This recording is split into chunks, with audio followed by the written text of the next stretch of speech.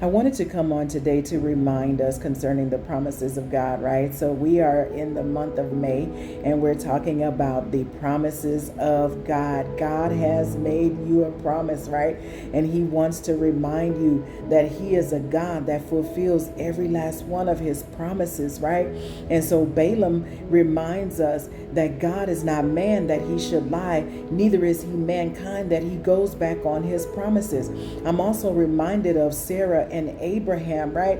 God promised them a seed, that a great nation will be produced from that seed, right? So Sarah became anxious. Why? Because of their age. And a lot of times we're looking at our situation and we're like, God, where is the promise? Like, I'm going through this situation. I need you now. But understand, there is a timing to every last one of God's promises, right? So because Sarah became anxious and wanted the promise to happen right then and there, why? Because they're getting older, right? And so we know and we say, hey, you know what? That is a good reason. But at the same time, God wants to get the glory out of every situation, right? So Sarah went to Abraham and said and presented her slave to him, and Abraham went in and impregnated Hagar, and here comes Ishmael. But God, because he's so faithful and he's so just, he promised Hagar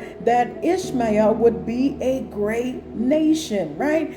And so then Abraham and Sarah produced the son in the time that God said it would happen. So had they waited on the promise, Sarah would not have become anxious. She would not have had Abraham to go into her slave and impregnate her. Then she became frustrated with that situation and then isolated her, right? So sometimes we take matters into our own hands, and then later on we begin to regret that decision.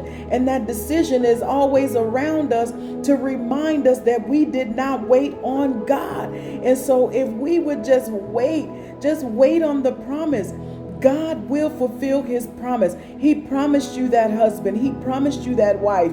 He promised you a child. He promised you your purpose will take place in the land. He promised you that promotion. He promised you the job. He promised you the home. He made you a promise. So wait. They that wait upon the Lord, he shall renew their strength. They will mount up on wings like eagles. They will run and not get weary. They will walk and not faint. So wait on the promise of God. It will happen in God's timing. You don't want to walk around regretting your decision. You don't want to walk around being reminded that you could not wait. So wait on the promises of God. It will be the best wait that you have ever had. God bless.